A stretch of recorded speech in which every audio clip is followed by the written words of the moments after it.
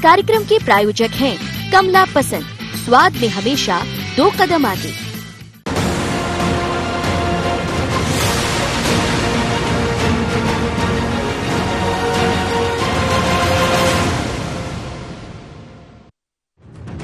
उपचुनाव से पहले मध्य प्रदेश के सियासी गलियारों में मेल मुलाकातों का दौर जारी है। मुलाकात के मायने निकाले जा रहे हैं। सवाल है, मुलाकात हुई, क्या बात हुई?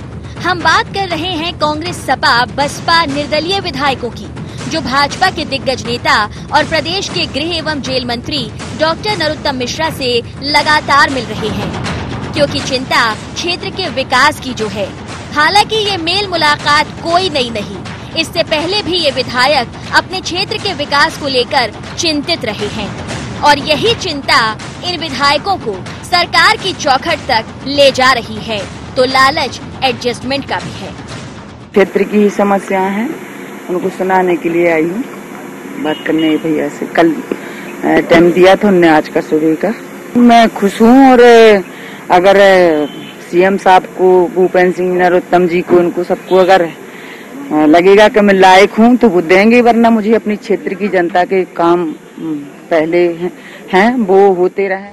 अब भले ही विधायक अपने क्षेत्र के विकास को लेकर चिंतित हैं, बेचैन हैं, बात प्रद्युमन लोधी की करें या सुमित्रा देवी की, क्षेत्र के विकास की चिंता ने इन्हें भाजपा के साथ कर दिया। तो वहीं कांग्रेस विधायक केपी सिंह ने भी क्षेत्र के विकास को लेकर बीते दिनों मंत्री डॉक्टर नरोत्तम मिश्रा से मुलाकात की। लेकिन मुलाकात के इस बहाने पर कांग्रेस, बीजेपी दोनों के अपने अपने दावे हैं।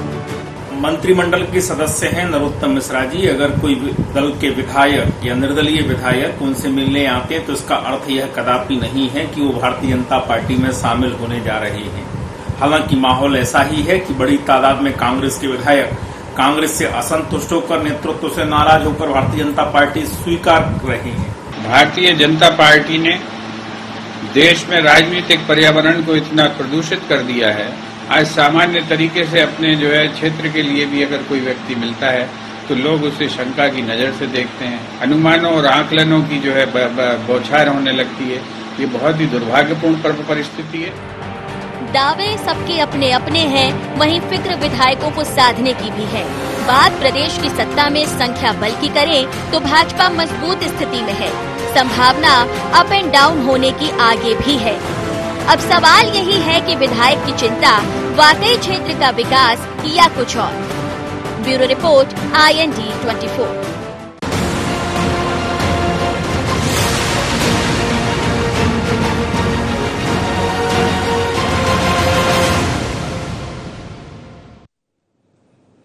नमस्कार, IND एजेंडा में आपका स्वागत है। मैं हूं आपके साथ नाज़नीन नकवी।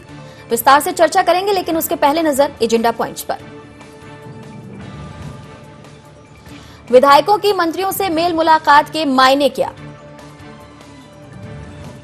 मुलाकातों का विस्तार बढ़ा देगा कांग्रेस की चिंता? विधायक क्या वाकई क्षेत्र के विकास को लेकर चिंतित हैं? क्षेत्र का विकास बहाना है, विधायकों को क्या भाजपा में जाना है? जी हां, ये कुछ सवाल हैं जो इस वक्त मध्य प्रदेश की सियासत में घूम रहे हैं। सवाल वाकई जायज मालूम पड़ते हैं कि आखिर विकास किसका होना है। क्या जनप्रतिनिधियों को क्षेत्र के विकास की चिंता सता रही है? क्या जनता से जुड़ी समस्याओं को वाकई दूर करना चाहते हैं? क्योंकि मध्य प्रदेश की सियासत में जिस तरह की उठापटक मची हुई है, इसमें जनता को भी ये लग रहा है कि क्या उन्होंने जिस जनप्रतिनिधि को चुना है उन्हें उनकी फिक्र है भी, क्योंकि लगातार तोड़ने की बात चल रही है, विधायकों का पाला बदलने का क्रम जारी है। ऐसे में सवाल यही है कि विकास आखिर होना किसका है? विस्तार से चर्चा करेंगे। सबसे पहले मेहमानों से परिचय करा देती हूँ। हमारे साथ स्टूडियो में मौजूद हैं वरिष्ठ पत्रकार हैं संदीप पौराणिक जी हैं, अब्बास हफीज प्रवक्ता हैं मध्य प्रदेश कांग्रेस से, और साथ ही ब्रजगोपाल लोया जी हैं जो बीजेपी का पक्ष रखेंगे। सभी का बहुत स्वागत है। और सवाल यही है सबसे पहले लोया साहब आपसे कि विकास किसका होना है, क्योंकि तमाम तरह के सवाल खड़े हो रहे हैं कि मुलाकात के पीछे का मर्म क्या है? नहीं, विकास मध्य प्रदेश का होना है और मध्य प्रदेश की जनता का होना है। और ये जो विधायक मिल रहे हैं उनकी चिंता ये है कि उनके निर्वाचित होने के बाद का लगभग 1.5 वर्ष का समय निकल गया है। 15 माह का समय इसमें निकल गया कि मध्य प्रदेश में एक निकम्मी सरकार थी, और 3 माह का समय इसलिए कि क्योंकि लॉकडाउन का एक क्रम था। और आज जब मध्य प्रदेश अनलॉक 2 की स्थिति में है, तब सब विधायकों को लगता है कि उनके क्षेत्र के काम, उनकी जनता के काम और जो वायदे कर वो चुनाव में जीत कर आए थे, उनको किस तरह से पूरा करेंगे। इसलिए बार बार वो सरकार के पास आते हैं और सरकार के मंत्रियों से संपर्क करते हैं। और निश्चित माननीय गृह मंत्री नरोत्तम मिश्रा जी से अगर वो मिल रहे हैं तो इसमें क्या गलत है। माननीय गृह मंत्री जी, उनके पास गृह है, जेल है, विधि विधायी कार्य, संसदीय कार्य, बहुत सारे विभाग हैं और इन विभागों को देखते हुए उनसे मिलना मुझे नहीं लगता कुछ अप्राकृतिक है। ये एक संसदीय व्यवस्था है, वो विधायक हैं, उन्हें अपने क्षेत्र की चिंता है और वो वहां मिलते हैं। परंतु कांग्रेस की समस्या यहाँ ये है कि इनसे अपना कुनवा संभल नहीं रहा और इनसे अपना कुनवा नहीं संभल रहा, इसलिए ये अपने हर विधायक को इस दृष्टि से देखते हैं कि अगर वो भारतीय जनता पार्टी के किसी नेता से मिलने गया है तो ऐसा ना हो कि कल वो इनका साथ छोड़ दे। अरे भाई, आपसे अपना कुनवा नहीं संभल रहा है। मध्य प्रदेश में आज स्थिति ये है कि भारतीय जनता पार्टी के पास पर्याप्त बहुमत है। हम किसी तरह की सेंध कांग्रेस में नहीं लगाना चाहते, परंतु कांग्रेस खुद अपने लोगों को यदि संभाल कर नहीं रख पा रही है तो उसके पीछे का एक कारण है कि ना तो इनके पास कोई नीति थी, ना इनकी नीयत मध्य प्रदेश के प्रति साफ है और ना इनके पास मध्य प्रदेश में कोई सर्वमान्य नेता है। जब नीति, नेता और नियत तीनों आपके पास नहीं है तो निश्चित है कि लोग आपको छोड़कर जाएंगे और असुरक्षा का भाव विधायकों के मन में कांग्रेस के पास कांग्रेस में रहकर नहीं हम है, सुरक्षित नीति नहीं है, नियत नहीं है। संदीप सर, क्या वाकई इतना सीधा मालूम पड़ रहा है? क्योंकि अगर देखा जाए सिर्फ क्षेत्र की बात है तो बार बार जो विधायक मिलने पहुंचते हैं, अभी तो ठीक है कि इमरती जी अब मंत्री वापस हो चुकी हैं, लेकिन इसके पीछे अगर हम थोड़ा जाके देखें, वो भी यही कहती रहती थी कि अगर चाहेंगे तो मंत्री बनाएंगे। अगर रामबाई की बात की जाए, वो भी बार बार ये राग अलापती हैं कि चाहेंगे तो बनाएंगे। तो क्षेत्र के विकास के लिए क्या जरूरी है कि वो मंत्री ही बने? विधायक हैं, उनके पास विधायक निधि है, तमाम तरह के दूसरे सोर्स हैं। क्या मुलाकातों का मर्म सिर्फ और सिर्फ क्षेत्र का विकास ही हो सकता है? देखिए नाज़रीन जी, बात मौसम की होती है। जैसा मौसम चलता है उसी के अनुसार अनुमान लगाए जाते हैं। वर्तमान में जो मौसम चल रहा है या सियासत का जो दौर चल रहा है, उसमें दल बदल का दौर बड़े पैमाने पर चल रहा है। सत्ता भी इसीलिए गई कांग्रेस की क्योंकि बड़े पैमाने पर 22 विधायकों ने तत्कालीन ने सत्ता बदल ली।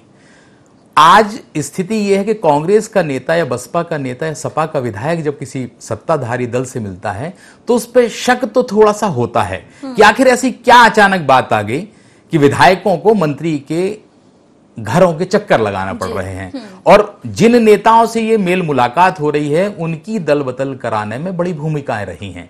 अगर कोई अरविंद भदौरिया से मिलता है तो ये माना जाएगा कहीं ना कहीं तो कुछ है। अगर वो विधायक नरोत्तम मिश्रा से मिलता है तो ये सवाल उठेगा और इसीलिए सवाल उठ रहे हैं। नियत क्या है उन विधायकों की वो तो वो जाने, लेकिन ये तो तय है कि दल बदल हो रहा है, इसलिए ये मेल मुलाकातें उससे जोड़कर देखी जाएंगी। और कौन सा ऐसा विधायक होगा जो दल बदलेगा और ये कहेगा कि मैं दल बदलने जा रहा हूं? वो तो ये कहेगा ना कि हम विकास की बात करने गए थे।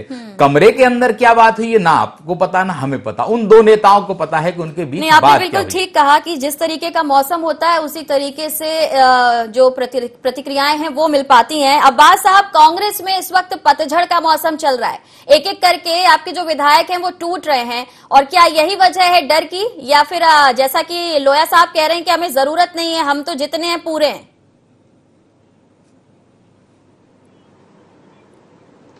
नाज़रीन जी, पतझड़ का मौसम नहीं है बल्कि बगीचों में चोर घुसे हुए हैं और चोरी का मौसम चल रहा है।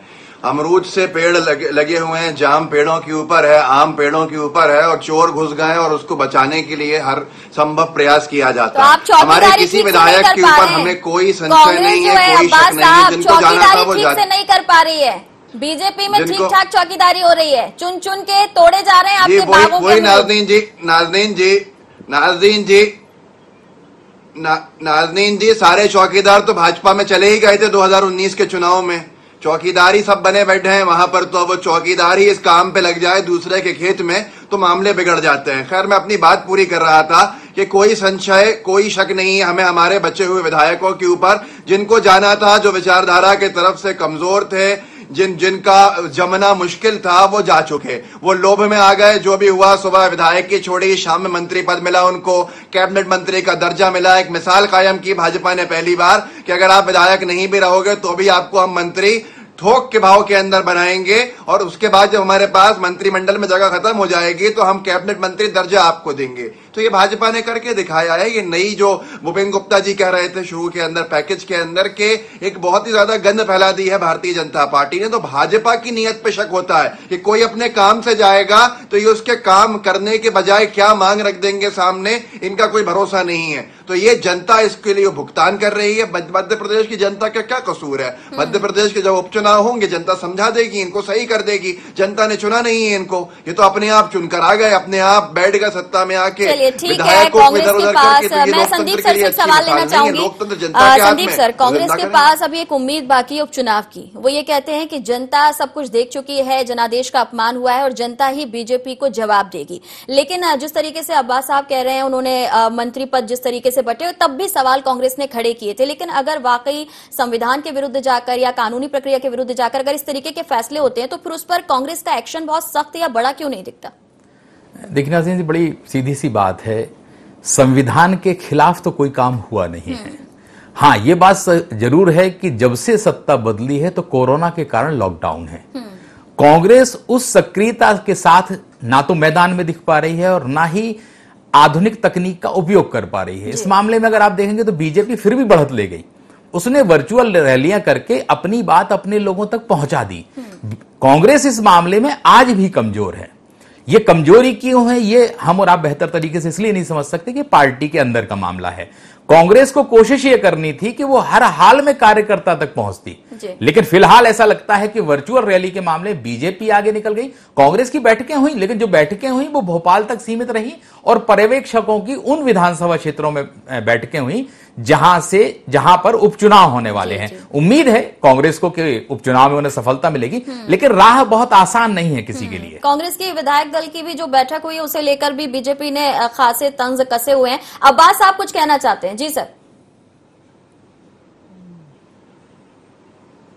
देखिए, संदीप जी बहुत वरिष्ठ पत्रकार हैं और उनकी बहुत पैनी नजर रहती भी है सारे मामलों के ऊपर, और मैं उनके खिलाफ नहीं बोल रहा, लेकिन हमारी जिम्मेदारी थी कोरोना की महामारी के अंदर राजनीति का जो मिनिमाइज करा जाता है वो करने की कोशिश की गई, जबकि सत्ताधारी दल अपनी जिम्मेदारी छोड़कर कोरोना संक्रमण को रोकने की अपने प्रचार प्रसार में लग गया। स्वास्थ्य मंत्री को आज अपनी सांची विधानसभा जीतने की पड़ी है और स्वास्थ्य मंत्री का क्या ध्यान होगा पूरे संक्रमण को रोकने के लिए? जनता इसी को देख रही है, इन सारी चीजों को। मौके के ऊपर सही चीज करना भारतीय जनता पार्टी उससे बहुत दूर है। सत्ता तो ले ली, हथियार ली, लेकिन जिम्मेदारी पूरी नहीं की, तो यही काफी है जनता के अंदर। लोया साहब, क्या वाकई जिम्मेदारी से मुंह मोड़ा जा रहा है? सत्ता में आप वापस काबिज हो गए, लेकिन अभी भी कांग्रेस सरकार की कमियां गिनाई जा रही हैं, लेकिन जनता तक जो जरूरी सुविधाएं पहुंचनी चाहिए वो नहीं पहुंच रही हैं। देखिए नाज़रीन जी, मैं आपको बताऊं, केवल हम कांग्रेस की आलोचना करने से काम चलाने वाले लोग नहीं हैं। हम अपनी उपलब्धियों को लेकर कि ये मात्र 100 दिनों में हमने जो किया है वो लेकर जनता के बीच में जा रहे हैं और रोज जा रहे हैं। ये वर्चुअल रैली जो कर रहे हैं उसमें हम क्या बता रहे हैं? उसमें हम अपनी उपलब्धि, अब्बास जी शांत रहें, सुना भी करिए। मैं आपको ये कह रहा था, आपके पास 15 महीने की उपलब्धि लेकर आप जाएंगे और 100 दिन की उपलब्धि लेकर हम जाएंगे कि हमने मध्य प्रदेश में वापस जो गरीबों का संबल आपने छीन लिया था उसे मध्य प्रदेश में वापस स्थापित किया है। हम ये लेकर जाएंगे कि रिकॉर्ड बनाकर 1,29,00,000 टन गेहूं का उपार्जन हमने मध्य प्रदेश में किया है और पंजाब को पीछे छोड़कर 1 नंबर का राज्य बने। हम ये उपलब्धि लेकर जाएंगे कि जिस मध्य प्रदेश में आपकी बिजली हमने दी थी उसके लिए जो एक भी प्रबंध कोरोना से लड़ने का करके नहीं गई थी, परंतु हमने आज इस स्थिति में पहुंचाया है कि केवल आज मध्य प्रदेश में 30,000 टेस्ट हो पा रहे हैं प्रतिदिन। चलिए, आरोप और उपलब्धियों पर हम बात करेंगे। अब्बास साहब, आप भी रिकॉर्ड निकाल लीजिए कि आपने क्या कुछ दिया था जनता को, तो सवाल जवाब बना रहेगा, लेकिन फिलहाल वक्त है एक ब्रेक का।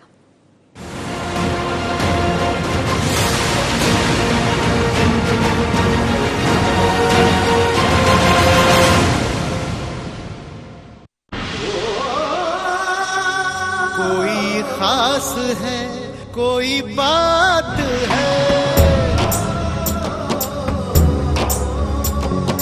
कमला पसंद,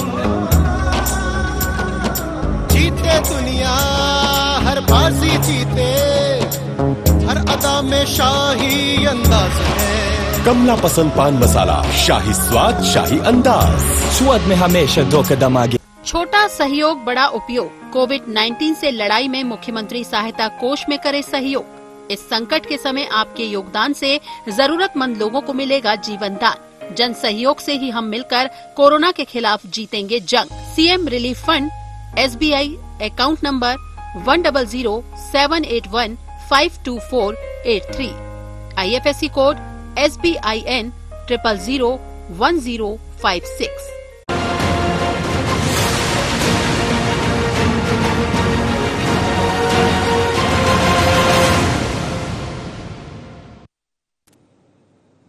ब्रेक के बाद एक बार फिर से स्वागत है। बात कर रहे हैं कि आखिर विकास किसका होगा। लगातार विधायक जो हैं वो पाला बदल रहे हैं और इससे कांग्रेस की मुश्किलें क्या बढ़ सकती हैं। मेहमान हमारे साथ बने हुए हैं। अब्बास साहब, आप कह रहे हैं कि बिजली आपने दी थी, लेकिन ये सारी उपलब्धियां या सारी योजनाएं जो कांग्रेस में रहते, सरकार में रहते हुए आपने चलाई, जनता को आपने लाभ पहुंचाया, क्या इस पर बात हो रही है? क्या आप जनता को ये याद दिला पा रहे हैं? क्योंकि बीजेपी उपलब्धि भी गिना रही है और कर्ज माफी का वो वादा जो पूरा नहीं हो सका वो बार बार जनता के बीच ले जा रही है। बहुत महत्वपूर्ण सवाल किया है नाज़नीन जी आपने, और जनता इसको बखूबी जानती भी है। देखिए, जरूरत कहां पड़ रही है, उनको पड़ती है जो षड्यंत्रकारी हैं, जिन्होंने काम जमीन पे कुछ नहीं किया है। उनको जुमले ही बोलना है, 24,000 25,000 घोषणाएं पूरी कर देंगे, और जनता उनको बहुत अच्छे से जानती है कि उनकी बात में कितनी सच्चाई है। हमारे जो काम थे जनता ने उनको महसूस किया, जनता ने उसका फायदा उठाया, जनता उसको देख रही थी। बिजली महंगी हो गई हमारे जाने के बाद। कमलनाथ जी वो मुख्यमंत्री बन के आए थे जिन्होंने सबसे कम कीमत के अंदर बिजली मुहैया कराई लोगों को, और हमने किसानों को आधी कीमत के अंदर अगर बिजली दी तो किसान ने महसूस किया है। अगर 20 लाख किसानों की कर्ज माफी हो गई थी तो वो किसान यहां मौजूद हैं, और बचे हुए किसानों की कर्ज माफी भाजपा नहीं कर रही, ये भी जनता देख रही है। भाजपा कांग्रेस आती जाती रहती है, सरकार वहीं की वहीं रहती है, सरकार वही है मध्य प्रदेश की, पर भाजपा के हाथ में आई तो किसानों की कर्ज माफी रुक गई है। ये तो कह रहे हैं कि पिछली कम हुई और कम लोगों की गई, पर हम क्या करेंगे, कब करेंगे, कुछ नहीं कह रहे। सरकार जो है वो एडवर्टीजमेंट नहीं करती है, लेकिन बीजेपी जो करती है उसे जनता के बीच बार बार पहुंचाती है, याद दिलाती है। तो आपको नहीं लगता कि जरूरी है याद दिलाना? बिना याद दिलाए आपने ये खामियाजा उठाया, ये काफी नहीं लग रहा आपको? जनता नहीं, हमने खामियाजा नहीं उठाया, जनता ने हमको बाहर नहीं किया। फिर सबसे पहली बात यह है, जनता ने हमें निकाला होता तो बात होती खामियाजा की। जनता, मैं फिर कहूंगा, उपचुनाव में अपना निर्णय देगी। भाजपा जो नहीं करती वो बताती है, और जनता बहुत अच्छे से जानती है। हम जो करते हैं जनता महसूस कर चुकी है, जनता ने देखा है। हमारी 15 महीने की सरकार, इनके 15 साल की का जो कुशासन था उस पर भारी पड़ा है, और जनता इस पर वोट डालेगी। आप देख लीजिएगा, 1 सीट मुश्किल से जीत जाए भारतीय जनता पार्टी, ये चौंका देगा। इस इतिहास के अंदर सबसे पहली बार होगा मध्य प्रदेश के। चलिए, दावा बहुत पक्का है अब्बास साहब का कांग्रेस की तरफ से, लेकिन संदीप सर कैसे देखा जाए? ईदल सिंह कंसाना कह रहे थे बहुत जल्दबाजी हो गई, नहीं तो 40 से ज्यादा विधायक जो है लेकर वो सिंधिया जब गए थे बीजेपी में, उस वक्त ऐसा कुछ भी माहौल देखने को मिल सकता था। अभी बात की जाए तो गोविंद सिंह राजपूत जी कह रहे हैं कि 10-11 अभी भी कतार में लगे हैं, लेकिन अब्बास साहब कह रहे हैं कि 1 सीट भी जीतना बीजेपी के लिए मुश्किल हो जाएगा। तो ऐसे में क्या चमत्कार की आस है कांग्रेस को? देखिए नाज़रीन जी, ये बड़ी सीधी सी बात है, राजनीतिक दल है, कोई भी ये नहीं स्वीकारेगा कि हम पिछड़ जाएंगे, क्योंकि कार्यकर्ताओं में उत्साह तभी बढ़ता है जब कहते हैं हम बात जीतेंगे। भले ही हमारा अंतिम विकेट बचा हो और 100 रन हो, फिर भी हम यही कहते हैं कि जीत हमारी होगी, क्योंकि हमारे पास इतनी बॉल बची हैं। बीजेपी भी लगभग वही कह रही है कि सारी सीटें हम जीत के आएंगी, क्योंकि वो सत्ता में है और वो अपने तर्क दे रहे हैं। लेकिन ये चुनाव जो विधानसभा का उपचुनाव है, ये बड़े महत्वपूर्ण उपचुनाव है। जो दल अपनी बात से जनता को कन्वेंस कर लेगा, मतदाता उस तरफ चला जाएगा। बात कर्ज माफी की है, जमीनी स्तर पर क्या स्थिति है और बीजेपी उसको किस तरह से लेके जाती है, क्योंकि 2 लाख वाला कर्ज अभी माफ नहीं हुआ है। अगर बीजेपी ये घोषणा कर देती कि हम 2 लाख तक का कर्ज माफ कर देंगे, तो बॉल थोड़ी सी दूसरी तरफ चली जाएगी। ठीक है, वो तो कृषि मंत्री आज कह चुके हैं कि कर्ज माफी का वादा हमारा नहीं था, हमने जो किया और किसानों के लिए खाद, बिजली, पानी की व्यवस्था वो करेंगे। लेकिन सर, आज जिस तरीके से हम बात कर रहे हैं कि विकास किसका होगा, यहाँ समझने की जरूरत है कि कांग्रेस जिस तरीके से पिछड़ती जा रही है। आपने खुद कहा कि वर्चुअल अगर देखा जाए प्लेटफॉर्म, उस पर भी उतनी एक्टिव नहीं दिख रही है। अभी अब्बास साहब ने कहा कि जुमलेबाजी करती है, जुमलेबाजी का नारा भी आया था, लेकिन केंद्र में फिर से मोदी सरकार आ गई। तो ऐसे में क्या थोड़ी बारीकी यहाँ दिखानी होगी कांग्रेस को? देखिए, जैसे आपने कहा ना विकास वाली बात, राजनेता, हर राजनेता ये कहता है हम जनता की बात करते हैं, क्षेत्र की बात करते हैं, विकास की बात करते हैं, लेकिन हमारे सामने तस्वीरें हैं नेताओं की। आज से 10 साल पहले जो नेता साइकिल पे चलता था, आज वो बहुत बड़ी बड़ी गाड़ियों में चल रहा है। तो ये विकास क्या उस क्षेत्र का इस रेशो में हुआ है? वास्तविकता यह है कि नेता को पहले अपना विकास दिखता है, उसके बाद क्षेत्र का विकास दिखता है। जो भी दल बदल कर रहे हैं या जो भी चीजें देख रहे हैं, पहले कहीं उन्हें अपने विकास की चिंता है, उसके बाद कुछ और है। लोया साहब, सबका साथ सबका विकास आपका नारा है, लेकिन क्या इसमें आप कांग्रेस के विकास को बाधित कर रहे हैं, रोक रहे हैं उन्हें? क्योंकि लगातार विधायक जो है वो आपकी पार्टी में शामिल हो रहे हैं, आपका परिवार बढ़ता जा रहा है। नहीं, देखिए, मैंने आपसे पहले कहा कांग्रेस में आज असुरक्षा की भावना है। बहुत अपरिपक्व नेतृत्व आज कांग्रेस को लीड कर रहा है और इन परिस्थितियों में हो ये रहा है कि जो लोग विधानसभा के लिए चुनाव जीतकर आए हैं, उन्हें ये लग रहा है कि वो अगला चुनाव किस मुंह से जाएंगे जनता के बीच में। और ये जो बार बार इनको लग रहा है ना कि मध्य प्रदेश में उपचुनाव आने वाले, उपचुनाव में कांग्रेस को कुछ नहीं मिलने वाला है। देखिए, मैं आपको बताऊं, जिन लोगों ने 10 दिन में कर्ज माफ करने का कहा था, आज वो 2 वर्ष बाद हमसे कह रहे हैं कि आप कर्ज माफ करिए, हमारी घोषणा को आप पूरा करिए। अरे आप 10 दिन में माफ करने वाले थे। एक मध्य प्रदेश में युवा नहीं बता सकते जिसको इन्होंने 4000 रुपए महीने दिया हो। एक मध्य प्रदेश का महिला स्व सहायता समूह नहीं बता सकते जिसका 1 लाख तक का कर्ज माफ हुआ हो। अरे ये बच्चियों के कन्यादान के पैसे खा गए, उनको 35,000 हम दे रहे थे, इन्होंने 51,000 का उन्हें झांसा दिया और उनके पैसे खाते में नहीं डाले। आज तक उनके पैसे भुगतान लंबित हैं। ये बहुत शर्म की बात है। और ये सब जनता ने देखा है, भुगता है, कहा है। गलत बात है, गलत बात है, माध्यम से जो कहना चाहते हैं, गलत बात है, गलत बात है।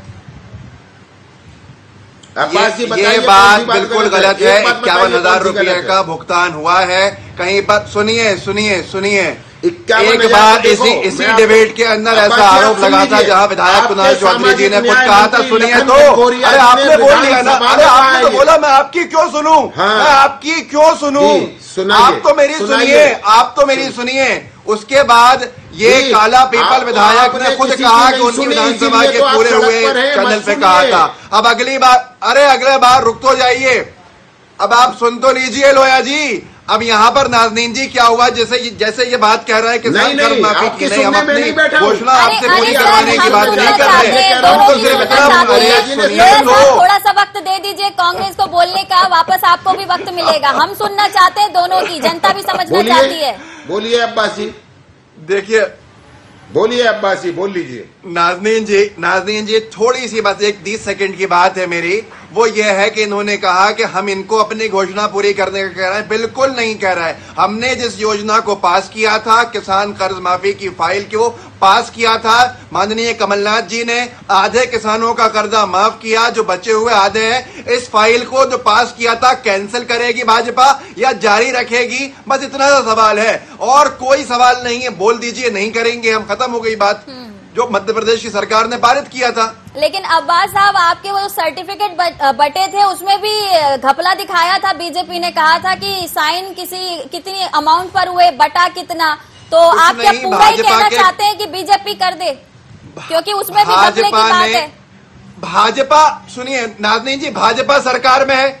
नाज़नीन जी भाजपा सरकार में है। मैं चैलेंज देता हूं भारतीय जनता पार्टी की सरकार को कि साबित करके दिखाए। तब तक तो विपक्ष में बैठे थे, झूठे आरोप लगाते थे। सरकार में है, एजेंसीज इनके पास है, मध्य प्रदेश का ईओडब्ल्यू इनके पास है, पुलिस इनके पास है, सब कुछ इनके पास है। साबित करें कि हमने गलती की हो। सिर्फ बातें करेंगे, सिर्फ जुमले बोलेंगे, उससे इनको वोट नहीं मिलेगा। चलिए, अब जुमलों से विकास होगा या किसका साथ होगा, ये देखने वाली बात होगी। फिलहाल तीनों का बहुत शुक्रिया हमारे साथ जुड़ने के लिए।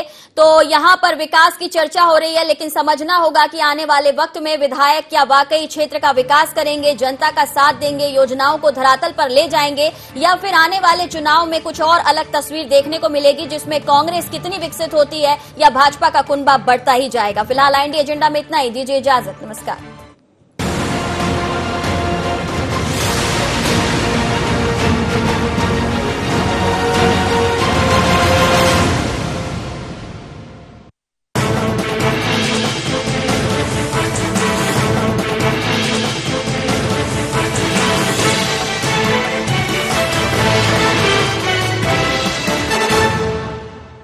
हम